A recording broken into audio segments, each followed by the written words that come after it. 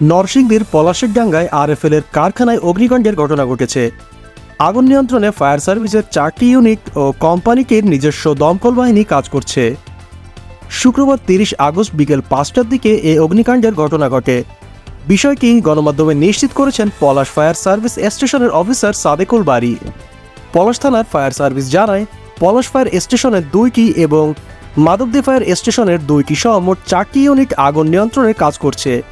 এছাড়া আগুন নেভাতে কোম্পানিটির নিজস্ব দমকল বাহিনীও কাজ করছে। অফিসার সাদেকুল বারী একটি গণমাধ্যমকে জানায়, এখন যে অবস্থায় আছে সে অবস্থায় আগুন আর বাইরে ছড়ানোর সম্ভাবনা নেই। আমরা কাজ করছি, আশা করছি অল্প কিছুক্ষণের মধ্যেই আগুন নিয়ন্ত্রণে আসবে। কতক্ষণের মধ্যে আগুন নিয়ন্ত্রণে আসবে সে বিষয়ে এখনও স্পষ্ট করে কিছু বলা যাচ্ছে না। তিনি জানান, তীব্র আগুনে ব্যাপক ক্ষয়ক্ষতি হয়েছে বলে আশঙ্কা করছেন সংশ্লিষ্টরা। তবে কিভাবে এই আগুনের সূত্রপাত তা এখনও জানা যায়নি।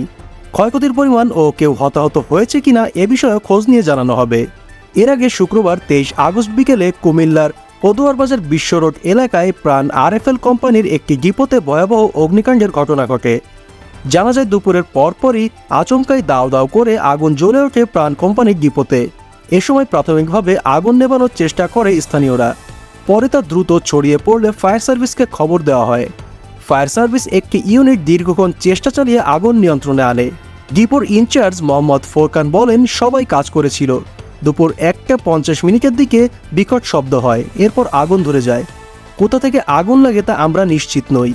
এরপর কর্মচারীরা মিলে আগুন নেভানোর চেষ্টা করি।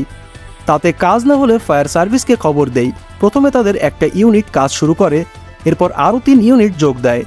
ফায়ার সার্ভিস ও সিভিল ডিফেন্স কুমিল্লা স্টেশনের senior station officer Bazlur Rashid বলেন, ফায়ার সার্ভিসের সদস্যরা আগুন নিয়ন্ত্রণে এনেছেন।